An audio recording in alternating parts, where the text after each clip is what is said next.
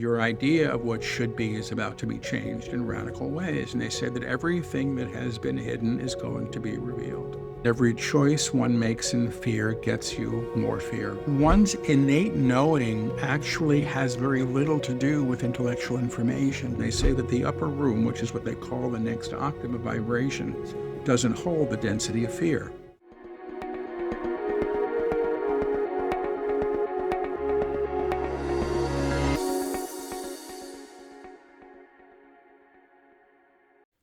Guy here.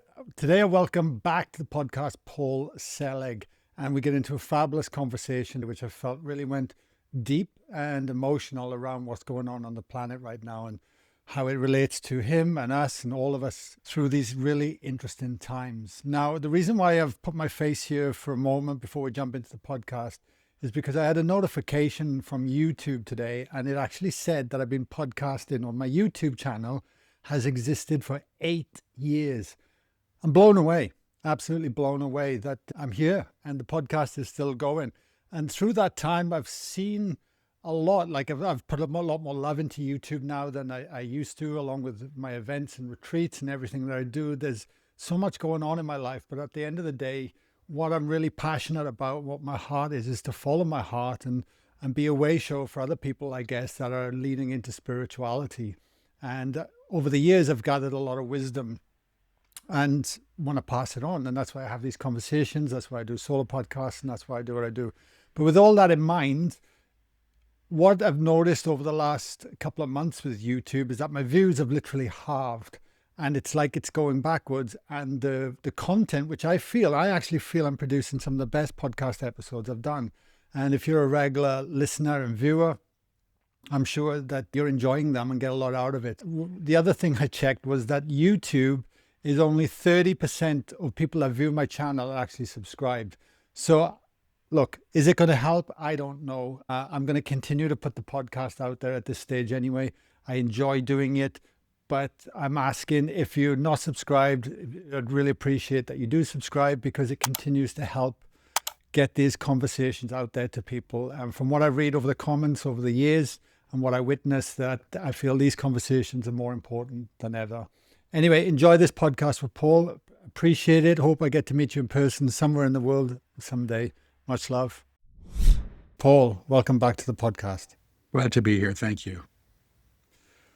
When I was preparing for the podcast this morning, in amongst getting the kids ready and supporting my wife and family life and things like that, I was kind of opening into our conversation today. And I wanted to ask you more of a question about yourself in terms of how you stay grounded in a changing, evolving climate in the world. Mm-hmm. Because you're human, we all feel it. Yeah. I'm in a somewhat blessed position right now. I'm living on Maui, an island out in the middle of the Pacific Ocean. And I'm about 6 hours behind the news cycle on the East Coast in the US, which is what I was used to. So I actually have a slightly different experience of, I think, the world than I might have before I came here. But my sense of being grounded is maintained. I'm used to people. I'm used to turmoil. I'm used to it personally. I'm used to it in my environment. You know, I was in New York City during 2 major blackouts, the AIDS epidemic, the 9/11 attack. I lived 1.5 miles, 2 miles from it. You know, and I've been around through a lot of tumult. And a part of me, funnily enough, does well in times of great challenge. You know, I think I'm still, after many years of working with it, a warrior. And so sometimes when the awful thing happens, I go, okay, I'm ready, because I've been worrying about it for so long that I don't get so shaken by it. You trust the guides that I work with who've been talking about the times that we're in for at least 10 years. And quite accurately, as we progressed through them again and again and again, they predicted some of the events quite accurately, and that we're in now, they've been talking about coming for a couple of years easily. And at the time I was going, well, if I buy any of this and I'm here to speak what I hear, I don't like fear mongering, and the guides I work with don't do that. But I was hearing about upheaval and political change and everything shifting, ways that are occurring now. So I've also heard from them that we get through it. We move to the other side of this in time, and that this is going to be a useful period finally, even though none of it's necessarily what I would like to see, what any of us would like to see happening. But it keeps me centered in a way. I don't get thrown quite so easily anymore. Yeah, it's interesting, isn't it? Like, because even here in Australia, it just feels intense. It is. Like it's very easy to tune into a narrative, with the war going on, the petrol crisis, and everything Yeah. that's going on over here, and yeah, you have to be even more diligent. And it's interesting that your new book is called Divine Union. And how many books has this been now That's with the you, Paul? 13th book, I think. The And there's, 13th.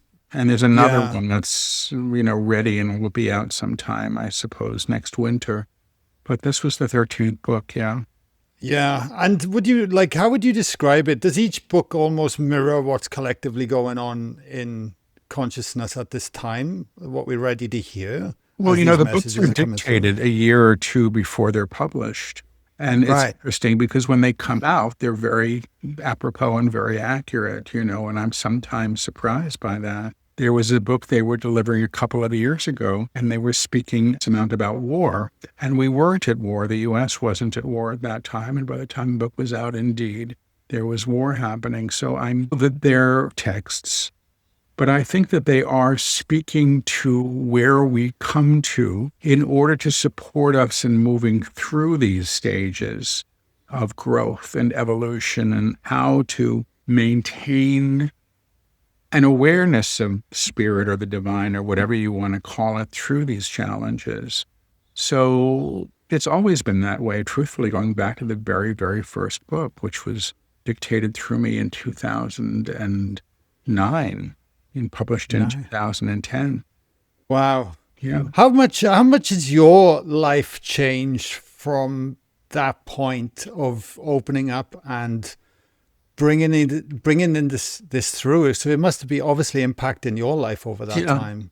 I was doing this work before the guides I work with began dictating books through me. I started to open up as a psychic when I was about 25 years old. I'd had some experiences as a child, but I would not have thought of myself as someone with ability. And a number of experiences came around that time in my life that did seem to open me up to another possibility.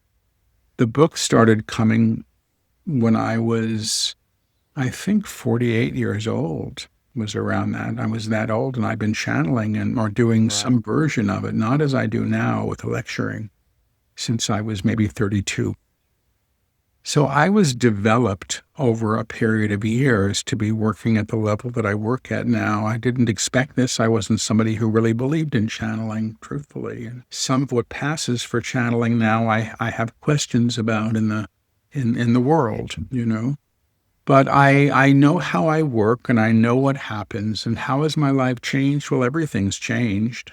I'm still, I think, inherently the same person I was. I still worry a bit too much, and I still, am shy in ways that perhaps I wish I wasn't. But, I was a college teacher for 25 years. That's what I did, and it's how I knew myself. And my work as a psychic and as a channel were under the radar, and I was keeping it that way intentionally so that I would be able to maintain an academic career of some kind, and not get fired and lose my health insurance and all of those things. And I actually loved teaching. It was a very good thing for me, and it supported me well for a long time. Not in a way that made me wealthy in any means, but I liked the dependability of it. And so I've really been kind of shot out of a cannon with this stuff. And that was a process for me as well. I was very reluctant to leave my old work and my old life. And it wasn't until I think the third book was out and on the shelves, and there was no way for me to pretend that I wasn't working as a channel. I would show up to my courses at NYU, and the kids were Googling me, and they were watching me channel and having a nice snicker over it. And nobody asked me to leave. I never got fired for it. I got publicly criticized for it. But there came a time when I realized that I was hanging on to the known. And I was prudent enough, I think, to make sure that I could pay my rent and my health insurance and take care of my basic needs without the thing that had supported me for so long. I'm all for stepping out on the universe, and I did, and trust. But I also was practical enough to make sure that I had enough money in the bank to support me when I didn't know when there was no paycheck coming in. Yeah, thank you for sharing that. It's interesting, isn't it? Because because we're in front of a lot of people each month with holding space in the work we do here in Australia and New Zealand. And interestingly enough, a theme that comes through is for people not owning their true aspect of themselves and just being unconditionally them. Yeah. And I'm interested for you, as like you saying that you're a shy person, but yet when we see you on social media or you see you on a YouTube video, and you're just expressing yourself, you're channeling, and you're being very, very vulnerable to other people's opinions, Yeah. whether they're good or not. Like, how did you work with that? Like that feeling, that transition? Because I really feel a lot of people hide and are just not being themselves. It's funny, I was thinking about this earlier today for some reason.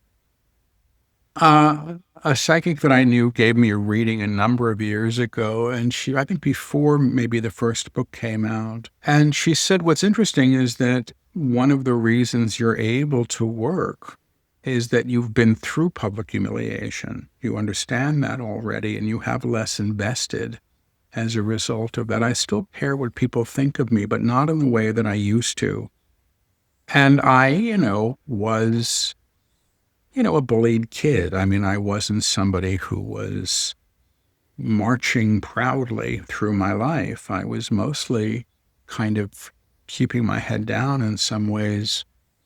I became good in a classroom. I got used to being in front of people in a classroom and holding that space with integrity.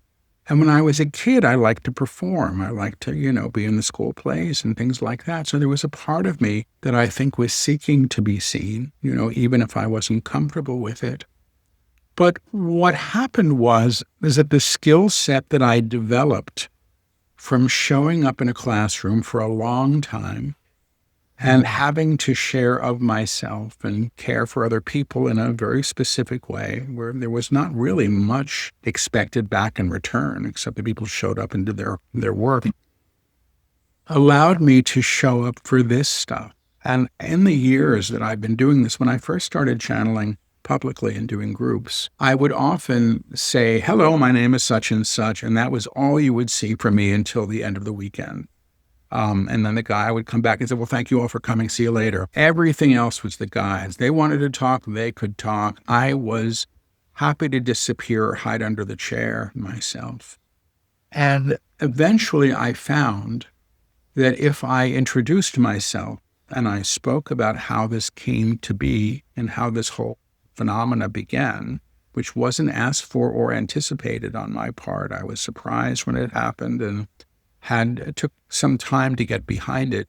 I don't remember what I was saying. When that happened and I began to share that, I found that people were able to accept the teachings that came through a little bit easier. They had a context of who I was. I wasn't some guy in a turban. I wasn't wearing all white with a 5-pound crystal around my neck. And I wasn't asking anybody to buy into anything. I still have to say to people, I'm not a spiritual teacher. I'm not. It's not my work. I'm a radio. I can interpret the guide's teachings, and I do a pretty good job of that as I can, but they'll often correct me when I try to interpret and say, thank you very much, and they'll reframe or restate what I was trying to say in a way that was more appropriate to their intention. And so, now this is just what I do. This is what I do, and it's how I show up. But I understand the need to be shy. When I do workshops, there's often somebody there who will raise their hand and say, hi, I'm so-and-so, and I am a channel for, and they'll list 12 different entities and pass out their business cards during the break. And I go, okay, that's who they are. And there'll sometimes be some young woman sitting in the back of the room who'll raise her hand like that and, cover her face with her hair when she shares. And she says, I see dead people, or I have these experiences, and then the things that I am shown come true, and I have a guide and I don't know whether to trust. Those are the ones I go, yeah. They're not looking for the attention. They're not looking to conquer the spiritual market, which I just think is insane. When I started, there wasn't a spiritual market. It was not a possibility. I had a group that met in my apartment for 18 years. And probably the first 16, 15 of those, that was before the book started. And I had a fairly small apartment. So I would put out a basket. People would put $10 in the basket, sometimes 20. That was a big night. And that's what I did. I wasn't looking to be known for this. That happened as a result of my continuing to show up and do the work that was given to me to work through me consistently over a long period of time. And the books themselves or the guide's teachings, I'm not even really that essential. If somebody picks up the books, they don't need me, and that's probably all for the best. So I think that anybody who is sincere in their spiritual life and growth, and I was as a young man, I have to remember what that felt like when I was just so devoted when I was in my late 20s, early 30s, and I was because I didn't have anything else at that time. Everybody I knew seemed to be dying around me. And, I was flat broke. I was out of graduate school. I'd been a writer. I could no longer write. I didn't know what was going on or how to support myself. And so I rested in a spiritual life at that time that supported me in amazing ways and real ways.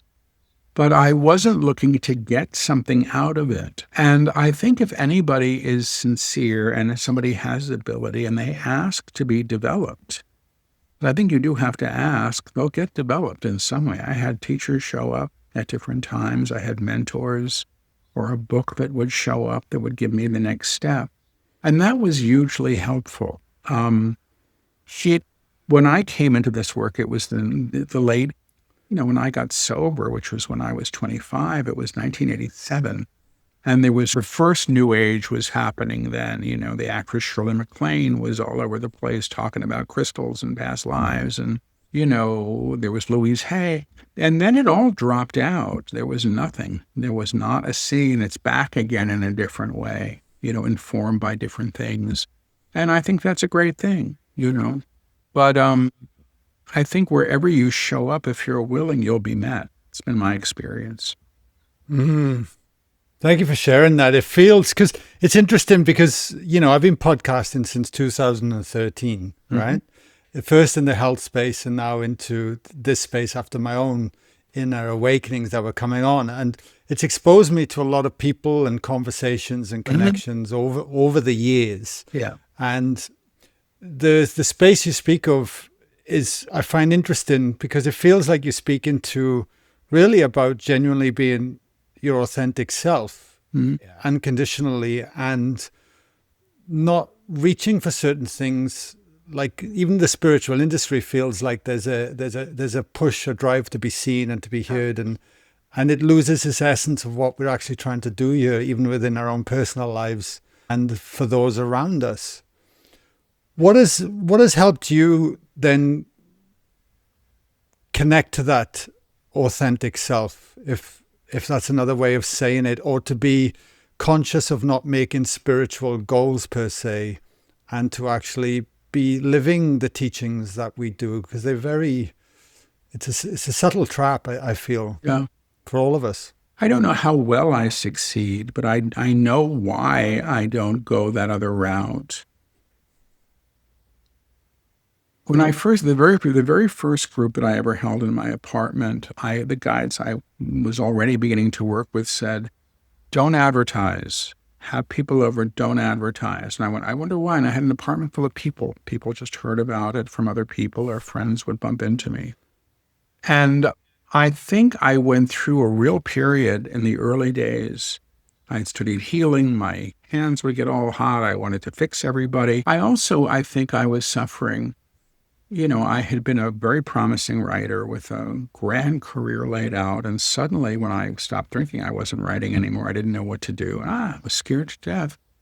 So, I think the desire to be special showed up as a way to give me some sense of value. And that's a bit of a trap. And one of the things that I tell people when they say, my guides are telling me that I am the only one to save humanity from, I'm like, well, listen, be careful of the flattery. And because it's often a bit of a seduction and it's the ego that's being focused on here. I don't know. I think for me, I got my butt kicked a number of times, in different kinds of ways. And I still don't necessarily walk around thinking of myself as all that extraordinary or special. But I do get, and I was saying this to somebody who works with me the other day, because I just did a week-long retreat here on Maui, and then I went right into a 5-day intensive. Oh, And I turned to him and I said, I think I'm really good at what I do. I think I'm really pretty good at this. And he said, yeah, you're good at this. And good at this means I can accept the fact that I show up and I am available to this work, and I try to be clear enough to not get in the way, do my best at that level. But I actually don't think that it's about me. You see, my abilities kicked in service to other people. And that was an important way. I'd studied healing, and I was volunteering at a center in New York that was providing services for people that were living with life-challenging illness. It was mostly in those years, AIDS and cancer. And I found when I had my hands on them, I could hear things for them. And that was the beginning of the clairaudience for me. Nobody was telling me where to get a date or, what the lucky numbers were. Yeah, I would get some of that stuff sometimes, but that wasn't how I developed. And so it's always been an offering. And I don't want to pretend or make myself sound like I'm pious or overly humble, because I'm not, I'm just Paul. But I think it's a stage that most people get to go through with this, which is the desire to be special or the desire to be the only one or the best one, and all of those things. And I find that those can be traps. If you can get stuck there. People do get stuck in those places. I show up again and again and again at the appointed times when I'm supposed to be channeling, and the guides I work with seem to know the schedule enough because they haven't stood me up yet. And I suppose if there's ever an event that I show up with and there's a couple of hundred people in the room and I tune in and I don't hear anything, I would have to end it. You can't fake it. You can't fake that. You really can't. Once I said, when I was being developed years ago, I said to a mentor, how do I know it's not me? And she said, okay, try to channel right now. Nothing happened. Absolutely nothing happened. It's really a transmission, and that's how this is. And I think people have different gifts. They develop in different ways, and some people are extraordinarily gifted and have great ability, and they're very rightly pleased with themselves or proud of themselves. I don't think there's anything wrong with feeling healthy self-esteem around one's abilities. how does one, like, with it, we all have gifts that we can develop because we're all channels, we're all divine, having a human experience. That's how I see it. And yet it's almost like, the ego, the beliefs, the structures, the conditionings, all these things are in the way. How do you, like, if you were to explain to someone, well, how do those gifts come online? How do they get developed? Is it resonance? Is it tuning in? Is it presence? Like, how does your mind work around these things? I know how my mind works. I don't know what the formula is or the system is. I think I had ability as a child. I was a very sensitive kid, and I did everything that a kid could do and a young man could do to shut off my sensitivity. Even until I was 48, I was a 4-pack a day smoker. I wanted to shut off everything. I drank too much and quit that when I was 25, too much food, all of these things. And there were ways of protecting myself and numbing myself. And also I seemed to have what people call an addictive personality. And, in my case, it's been mostly a gift because everything developed when I stopped that stuff. I wonder sometimes, because I've been trying to write a memoir, I had a teacher who taught me a form of energy healing, and she was a big deal in her day. She's long gone now. And I didn't realize this until I was researching her, and I heard that one of the attunements her teacher used to do supported people in their psychic development. And my psychic abilities really kicked in once I did that study. So once I began learning. But it was my job to learn how to be with it. And the channeling, when it first started, I was very suspicious. I liked it. You see, the energy when I would work, the guides I work with would come through with energy that was palpable. And that I could trust. Because if I was in a circle with 10 people and the guide said, everybody, we're going to put a hand on everybody's forehead and the whole room went like back. It was like that movie Beetlejuice. We were all having this experience. I like that because you couldn't fake it. And I still like the fact that there is a transmission that is energetic that comes when the guides teach through me and in their events. And even in the online events, people have these. A fair amount of phenomena is attached to this instruction. But I think it's something that, where there's not a lot of conversation still about it. There's nothing wrong with getting a teacher and taking a class. I don't know how to teach people to channel. Maybe one day the guides will do a course through me. Other people may do that. I have friends that teach psychic development. They're very good. They have systems that work. I think there's nothing wrong with all of that. And I think it actually helps to be reinforced and have community around some of this stuff because, you want to know that you're not going nuts with this. I have one friend that says, the difference between the psychic and the psychotic is that the psychic is accurate, really. But there's a bit of a fine line between a kind of divine madness and accurate, clear instruction. The guides that work with me they deliver books, entire books that don't require any editing. They're not written, they're spoken. And the last probably 10 of them were all done before live audiences, and recorded. Recording is sent off now to be transcribed. In the early days, I used to listen and type, and it's exhausting. It took 3 times as long to type the book up than it did to speak it. Sometimes the books would come through in 2 weeks. A month was a long time, in those days when I was channeling every day on a manuscript. And so I just have to learn to say, I don't know how. I have some facility. I have a decent vocabulary, and I am used to the idea of characters speaking through me from my old days as a playwright when I was young. But I know that I'm just not capable of closing my eyes and speaking now 14 books that don't require any editing into being. That's what happens. And so I get to trust the phenomena of that. I think if somebody asks to be developed, they will be in whatever ways they used to, can be, You said everybody's a channel. I think everybody is a conduit for spiritual energy. My definition of channeling tends to be pretty specific, which is transcription. Is really, what's the word? Yeah, it's like the court transcriptionist, the person who sits like there. the dictation. Yeah, I take dictation. That's how I look at this. It's not about my inspiration, my feelings. When I work psychically, I can do those things and enjoy them. But other people that I know are getting visual information. They're getting all kinds of ways of tuning in. But I've said, everybody can play basketball, but I'm never going to be chosen for a team. I don't have the physical facility to do that. For whatever reasons, the development that I've received seems to be in this way, through whatever experience or past life stuff as well. It's like some are Michael Jordan, some are just, playing on the street. Yeah, exactly. Same game. They're both great. Different. They're both great ways to be. That's right. That's right. When that information is coming through, I'm just curious, are you taking it on at the same time? Like in your mind going, oh, that's interesting. I've never heard that. Or do you have to reflect upon it later if you channel, say, for an hour or something or in front of people? I'm standing here right now in Lake Taupo in a beautiful retreat space. And there's a vast difference between an intellectual experience and passive listening to a fully embodied lived experience. Because that's what retreats can do. They can help you land, start to truly reconnect to yourself, to others, to nature, and to spirit as well. There's so much in it.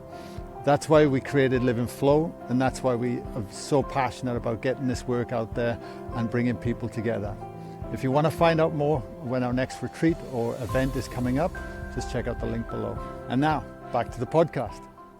Well, I used to use, because when I channel, I do a little prayer protection before I start. And when I'm doing that, I'm kind of reseating my own consciousness. And I used to describe it as if I was turning the wheel of a car over to the guides and I was crawling into the back seat to let them do their thing. So I'm hearing from the back seat what's going on. And if I hear something that I find impossible, or perhaps I think I must have heard it wrong or spoken it wrong, I've been known to interrupt, and I do it even in the books. And those guys will say, Paul is interrupting, and they'll usually take the question because they need me to continue with the dictation. Sometimes they'll say, we understand your question, we'll address it later, and they'll barrel on, with what they're doing. But I say that I retain maybe a third of what comes through me. Up until about a year and a half ago, when I channeled, I would whisper everything and repeat it. I would hear everything twice. And it was exhausting. And now it began going directly shortly before the last book was dictated, Divine Union. And now I don't do it anymore. I never thought that was change. I really thought this was just how I worked. I didn't complain about it. Other people did. It's too hard to hear you. It's too difficult. Make it easier. And I was like, well, that's not my problem. This is just how I'm worked with. And now it's changed. Who knew? And I think I retain even less now because I think on the whisper, I had enough time. Gotcha. Yeah. Yeah. And your latest book, Divine Union, how would you summarize that? Like, what is the core essence of what's been coming through? I mean, I suspect I would say, because the guides have said many times, that the only real problem that humanity faces is this belief in separation that we have incurred and perpetuate and act on. And they say it's an idea. It's really just an idea, and the idea itself can be reknown.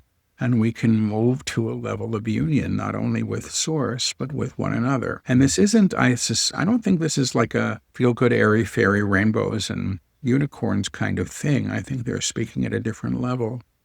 I don't remember the only time I read this book was when I sat down and I did the audio recording for it. That was the first time I actually read through it, and I really loved it. I thought this is a really smart book.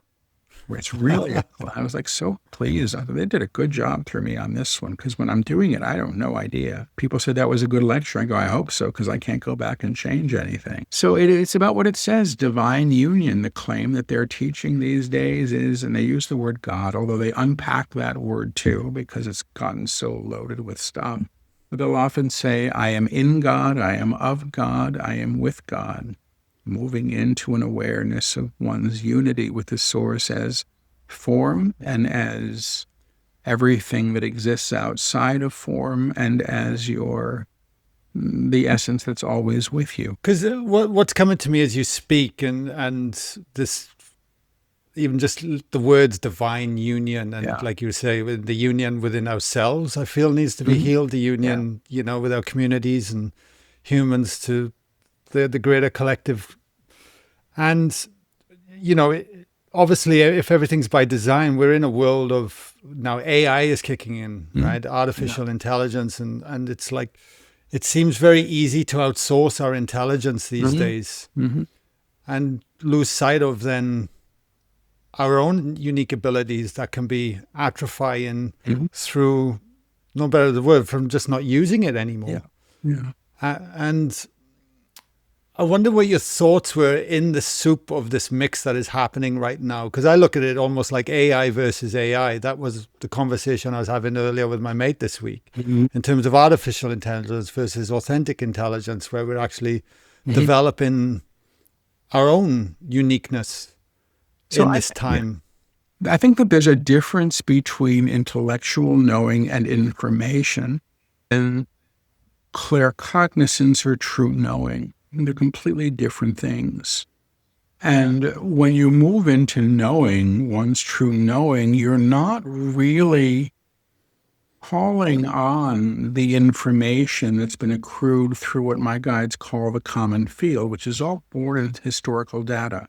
You can put everything that's ever been written or learned, I suppose, into a computer. I don't have an opinion on those myself, by the way. I'm just trying to remember what they've said in the past. And I'm not channeling now, so I can't go to them directly and say, well, answer the question, because sometimes that'll happen. But one's innate knowing actually has very little to do with intellectual information. You know, and the guides I work with said it's the true self or the divine self within you that knows. And every time you've ever had a moment in your life when you just knew, for example, I knew it was time to leave the marriage or the job, or I knew it was time to get the house or to take the person to the doctor or whatever it was, whatever that knowing is, when it comes, it's actually not really coming at the level of the intellect. You just know what to do and you do it. And it's astonishing. And if you look at the difference between that and thinking, I think I know what time to do this. I think it's time to leave the marriage. I think totally different thing. Totally different thing. So there's nothing wrong with thinking. We all do it. If I don't know how to cook something, I might want to look the recipe up online, or, whatever. But I'm actually, like a Luddite, basically I have somebody who helps me around here who tells me how to use the printer. I'm of that age, and I could care less. And if it has buttons on it, I probably don't want to know how it works. But that's who I am. I think like anything else, anything can be used in a high way. It depends on how it's utilized. But as a species, we're very, very good at weaponizing everything that we get our hands on, or trying to just use it to make more money or to do other things. There are ways that this can be of wonderful help. I'm all for it. But if it does begin to replace the idea of our own true wisdom, and wisdom, I don't think, is the intellect. It's not informational. It's knowing. We may have a harder time. Do the guides ever speak to why, I guess, the world is set up the way it is, and the way there's so much division and construction and pain and suffering per se? Because what I see and what we do over here, right, we bring people together. We'll have 40, 50 people at a retreat for 5 days. And it's all literally like every time you said knowing, you were touching your heart. And it's literally just getting people back into that space. And the connection, the non-judgment, the beauty that comes out of these things, which I'm sure you see with your events, it's like it's in all of us, this innate ability to be supportive. But yet when out there, it's just a different narrative that's constantly being projected. Yeah. And that's not us. That's how I feel, I agree. The guides have said through me about 1 million times now that the action of fear is to claim more fear. And every choice one makes in fear gets you more fear. And they said, just look at the last choice you made in fear and see what it got you. So they have said that all of the borders that we have between our property and the neighbor's property, or our township and the next one, our country and the next one, these are all human-made. These are all ideas that have been concretized into form through collective agreement that they should be there. And what the guides I work with teaching is how a world is made new through lifting these things that were created in the lower vibrational field, primarily born in fear. If I don't have a fence, they're going to steal my crops in my vegetable garden. If I don't have an extra lock on the door, somebody may break in. And we've been taught to use fear as an ally. I lived in New York City for 50 years. I wanted a lock on my door. I thought that was prudent. But I think that there's a difference between being prudent and being fearful. I live on an island. There are sharks in the water. Once in a while, somebody gets eaten. It happens. There's when you live where there are sharks in the water. And I can be prudent and say, it says it's shark sighting. I'm not going to go in the water today. Or I can say, I'm never going swimming again as long as I live. There may be a shark one day, which is the other way of operating in fear. And those things just, steamroll when you begin to choose that way. Yeah. So ultimately, if we're born into fear and all we know is fear, we don't know anything beyond that. And we just, exactly right. We're behaving in that way. Yeah. Oh, yeah. How do we then overcome the feeling then of that can be helplessness that is happening as well? Because some of these topics are so big, and you just think, I do know. They talk about this stuff a lot. So, a very simple thing to do is to not take actions based in fear. Stop thinking about fear as one's protector. We should build the biggest bomb. We should, God say you built bigger and bigger bombs and the belief that those are going to keep you safe. Are you crazy? One day something will go off. That's what bombs do. The idea that you're going to be safe, made safe by something that could destroy everything is rather ridiculous. But the guides talk about, and it's not an easy teaching, everything, high, low, and in between, they say, is of source. That doesn't mean how it's utilized is of source. That doesn't mean that people aren't doing awful things in the world and creating in ways that are frightening. But it does mean that everything needs to be reseen in source in order to be altered. They've said a lot, what you put in darkness calls you to the darkness, or who you damn damns you back. That's not a convenient teaching. There are many people that do things that I think are awful, and I don't want to get behind them, but this isn't about it. This isn't a teaching of supporting that kind of behavior. It is realizing, which is knowing the higher presence where it's been denied. And then they talk about how that moves into a transitional state where matter itself can be reknown and restructured. See, you talked about being born into a place of fear, and the guides have said that as well. They said it's like we've all been born into a swimming pool that somebody already peed in. It's what we're used to, It's just, that's it. So what we know is we're in this cloudy space. But they talk about that as a common field, and they say that the common field, or our shared reality, operates as an octave of vibration with its low and its high notes.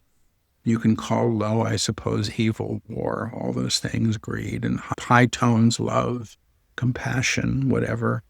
But they say these things are all taking place within an octave of vibration. But they say any piece of music, any song can be sung in a higher octave, can be transposed to be played in a higher field. And their instruction through the attunements that they offer it's the instruction of transposition. So when you begin to operate in the higher field, you begin to call to you what expresses at that level of vibration. And they say that the upper room, which is what they call the next octave of vibration, doesn't hold the density of fear. Fear cannot be lifted at that level. It can be transmuted, but it can't be lifted in its density. So this is the process that they teach. Divine union is a teaching of being at that level of vibration, where you begin to lift what you encounter to operate at that level. They say because everything was first a thought, everything before it was known in form. When you restore things to thought, to the first intention behind it, which they say is source, the guides have said there is one note sung in the entire universe. It's in manifestation as all things, but operating at different levels of tone or vibration.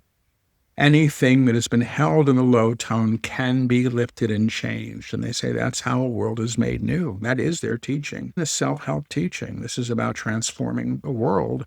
And we do that because we become, if I'm understanding the teaching correctly, in some ways the conduit for that change. You become the channel for that level of vibration or that level of tone or music or song that lifts what it encounters. So if you can imagine that you're becoming like a church bell that's being ringing all the time because that's just what you've come to, the tone and the resonance of that sound will cover the valley, will cover the world. It extends well beyond you, and through entrainment or vibrational accord, lifts what it encounters to it. And that claims everything in a new potential, a new potential for a restructured way of understanding self and others and world. Yeah. So to recap that then, anything that is in of a lower resonance, and if we are all slowly moving to this new octave over time, whatever that looks like, whatever time frame, I have no idea, but then things have to be aired out almost. It has to come into the light. So that's why we see in more and more the dust cloud, if you like. Yeah, exactly. You can't, they talked about this years ago. The Book of Truth was the book that they began to talk about this. It was right before the first U.S. election between Trump and Clinton. And everybody assumed that Clinton would win that election. I did. We all did. And I was channeling 3 days before the election in some small city in the Midwest. And the guys said, well, get ready. What's about to happen? You said, you think your idea of choice is I'll have the milk or the cream in my coffee. And what's about to happen is that the table holding the milk and the cream is getting toppled over. And your idea of what should be is about to be changed in radical ways. And they said that everything that has been hidden is going to be revealed. And they stayed with that tone, and we've seen it happen. Continues to happen. But that's not so that we can point fingers and create more monsters. It is so that we can see what we have all been in vibrational accord to. See, the guides say that we tend to think of manifestation as getting what we want. I want a better relationship. I want a better job. I want more money. The guides say you are in vibrational accord, which is co-resonance with everything that you see. You're in alignment at that level of tone. When you begin to shift your alignment, you can actually claim something that transforms to a higher level as well. So, it sounds, I failed science. I don't know physics at all. I have physicist students who say, well, you're speaking about physics. I said, well, maybe. But all I know is when they talk about it, I kind of believe it because at this point, they've been right about too much. But yeah, nothing has changed until it seems. No, that makes perfect sense. I appreciate, and just the way I interpret it or see it within myself is like what I've noticed within me. There's been a certain resonance of vibration within my physical body that I've felt move. Yeah. Like actually physically move, come out of my body, Yeah. and that flowing, and a darkness lifted from it. Yeah. And then once that has shifted, I've noticed in what I'm then choosing to focus on becomes different because the resonance within me is shifted. Absolutely. So Right. those things that were there, I just don't even kind of think about it anymore or focus. It's not getting my attention. And Yep. that's how I kind of see it as us individual. And then I wonder, well, wow, if we all were attuned to what's possible and maybe the fear that we hold is not even ours in the first place and it's just a resonance within our body, Yeah. then that could be shifted. And we're... You're onto it. You're really onto it. The guides talk a lot about the body, and they say, we've denied the divine in our own form. We put God, if there is a God, up on a cloud someplace. But they say if you deny the divine in your flesh and your blood and your fingers, you've also denied the divine in the sea and the sky and the earth. They say everything, it's about re-knowing. They say you can't make anything holy. It already is. But you can deny the divine in anything. So when you're releasing at that level, you're moving to another level of vibration at the level of physical, which transforms your alignment. And the thing is, like what you speak of the knowing earlier, that to me has become a knowing, not an intellectual thought. And it's only through the experience itself do I actually embody it and know it and live it. And without it, it's just lip service. I completely agree with you. Yeah, it is. It's got to be experiential. I completely agree. Otherwise, it's theory. Yeah. Where do you sit? Like, you seem to be a man that lives very much day by day these days, presence, if I'm not mistaken, and go with the flow with it. Where do you see yourself going? You spoke about writing a memoir. There's a 14th book, or are you literally more just about taking each day as it comes and letting it evolve? No, I don't have a 5-year plan. I never have, I don't know what I'll be doing next year, but I assume unless something happens, and maybe what I'm doing now, I've been working on this memoir. It's challenging. I haven't done my own writing in many years, and I'm having to confront my story in ways I never thought I would. I'm going to have to look at my choices in my life. And I just wanted to be a truthful, whatever it is. And also, because I taught writing for a long time and I'm a bit of a snob around those things, I want it to be well written. I really do. I don't want it to be terrible, so I worry about something that's probably not my business. But no, I travel a lot with my work, a lot, and I enjoy that. And for the first 2 years that I was on Maui, which is where I live now, I didn't go anywhere and I loved it. I'd been in New York most of my adult life. Now I like getting off the island and I like doing this work with people.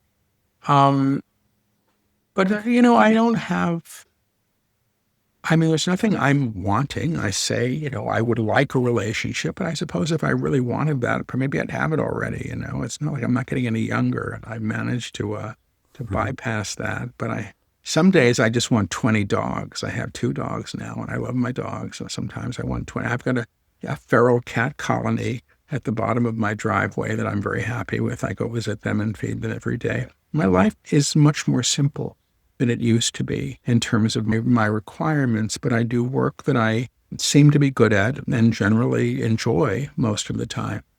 And I'm fortunate that way. I never thought I would have the life that I have now. I mean, I moved to Maui during COVID only because I couldn't go back to New York City because it shut down and I was out of the country when that happened. And, I never learned to drive. I was a New Yorker. You don't need a car in New York City. And I barely knew how to cook because you could just get takeout Chinese any day you wanted it. And I live in the frickin' jungle now. I live in the rainforest. It's nuts. Nobody could believe that this is what my life became. And it was probably the best thing that I ever did. And I did learn how to drive, and I still have never, baked a chicken, but I can do other things, with some usefulness. Yeah, no, it's great. And, I just want to say before we wrap up the podcast as well, Paul, having had you on the podcast over the years, you pop up in my feed here and there, and Sarah reaches out, the publicist and stuff. But it's greatly appreciated what you do, and it's inspiring because it gives other people just permission to be themselves as well, without judgment, without being, and just putting yourself forward in different ways. And I've taken a lot from that personally as well. So thank you, mate. It's kind of you. Thank you. Yeah. Where can people find out more? Where can we send them to? Website? My website, which is my name, Paul Selig, SELIG.com. And there's a calendar of events. I think I'm going to be in Australia next year for a tour. Ah.